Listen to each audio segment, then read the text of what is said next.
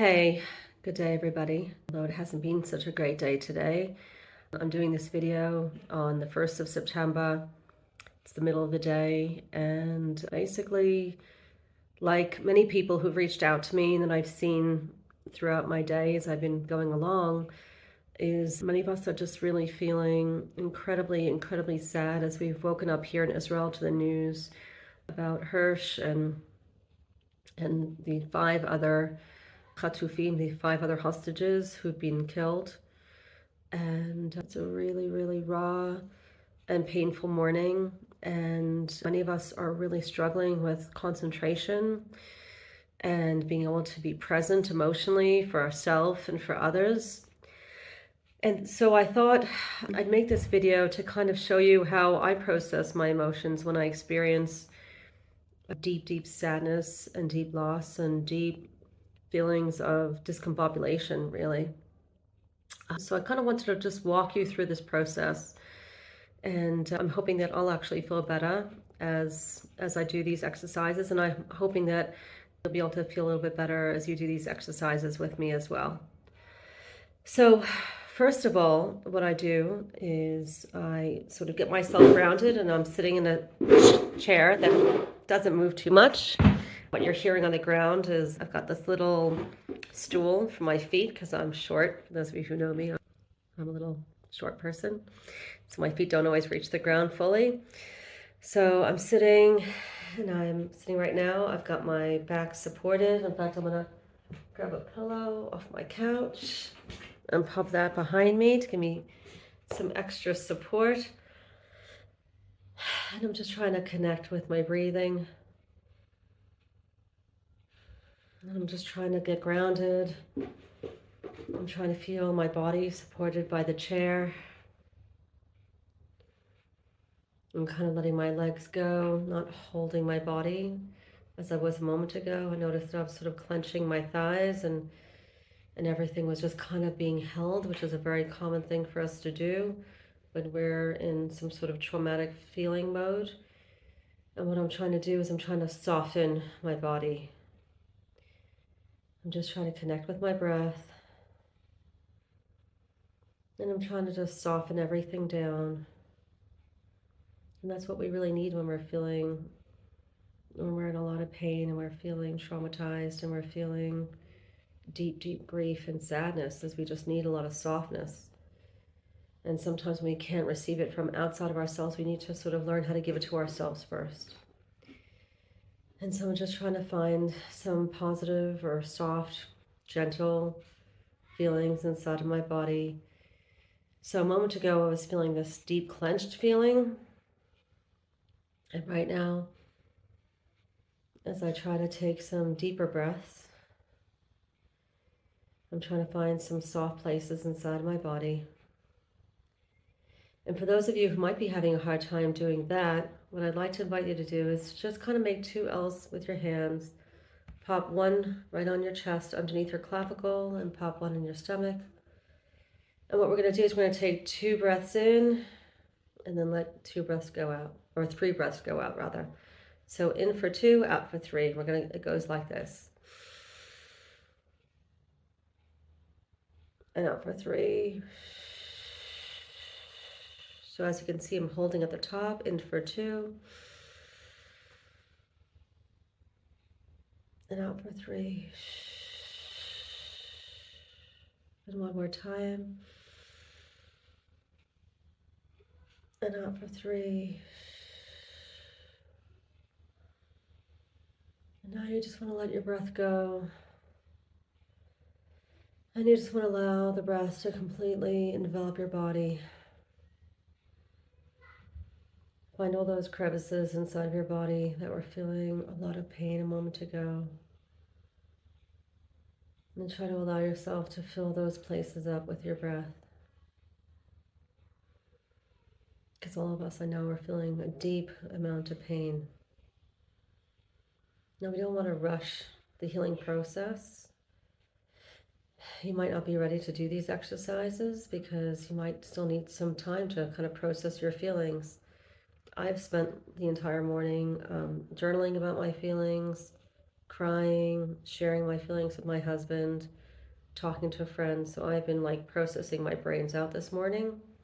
My eyes are incredibly dry. I just put some drops in my eyes. So if you're seeing them a little bit wet, it's because I just put some drops in my eyes.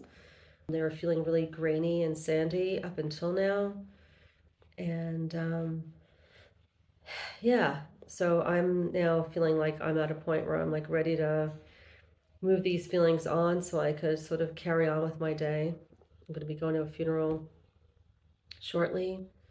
So I just want to make sure that I'm in a good space to kind of be there, be present for people around me. And so right now, I'm just trying to build what's called the healing vortex, trying to find some positive places inside of me.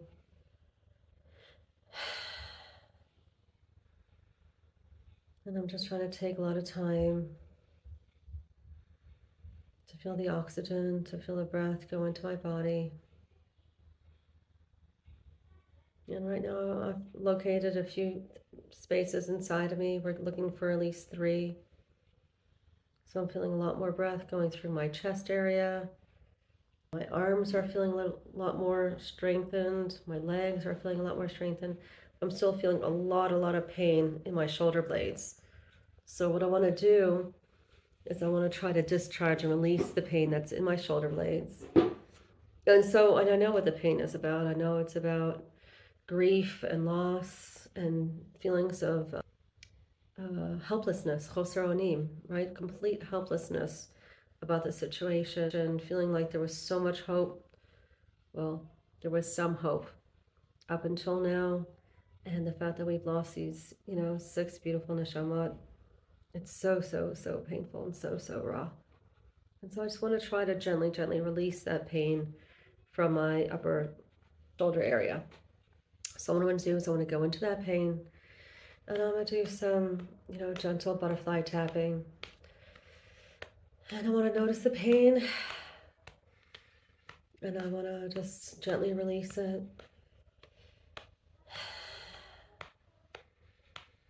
And I'm noticing some tears go down my cheeks as I'm doing this. I'm noticing my breath. I'm not forcing it. I'm just letting it come up naturally.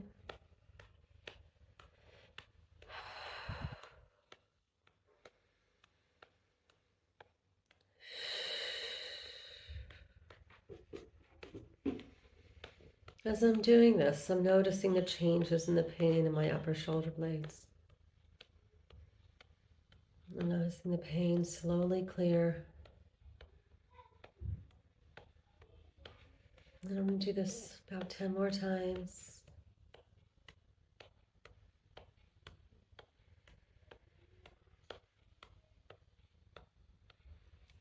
And now I'm just allowing my body to be still and to notice what's happened. So now I've noticed a little bit of a shift. I feel like the pain is leaving my shoulders, and now it's traveling up the back of my neck, both sides of my neck. So I'm kind of giving myself a little bit of a neck rub. And I'm just allowing my body to do what it needs to. Just kind of doing a little stretch, because I feel like I need to help move the pain along. Okay.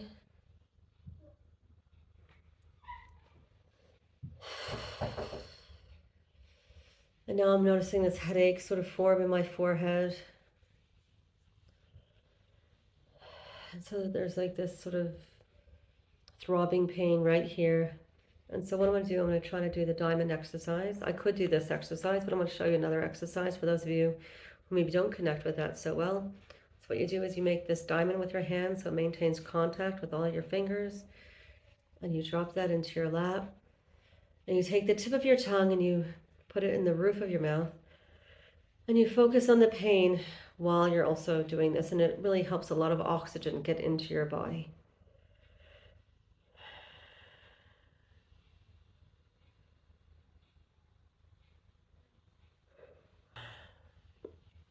So you're letting the oxygen go through your body and you're letting it out.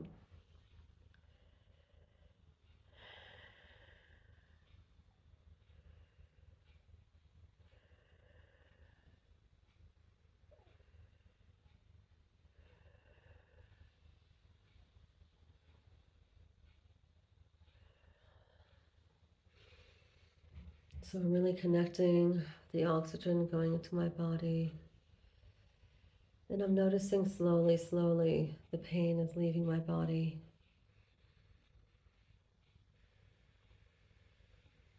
And I'm just inviting the absence of pain. And I'm feeling a little bit of pain still here in the base of my neck. And I'm just trying to rub on it a little bit. I'm trying to sort of get the knot out. And you might be feeling pain in all sorts of places. You might be feeling it in your stomach. You might be feeling it in your chest. And you just want to really try to breathe into that pain and just notice what the pain is about. Allow yourself to connect with what's going on, with what the pain is trying to tell you, what the pain is trying to inform you. We don't want to push it out of your body because you don't want to move through the pain too quickly. But you want to just try to understand it, accept it, allow it to be there. And then once you've done all of that, you want to invite it to leave your body. Right? We don't want to push things out too quickly because we don't want to move through this grief process too fast. Right? Because if we move too fast and we don't actually process it, we might find that it bites us in the bum later. Then we find that we're incapacitated later. We might find we're more dissociated later. We might find it really actually difficult to concentrate. Right? So you don't want to move through things too quickly. You want to just kind of allow your feelings to be there, to process your feelings, and to allow them to gently leave your body. And so that's really what I'm doing. And I want to invite all of you to do the same.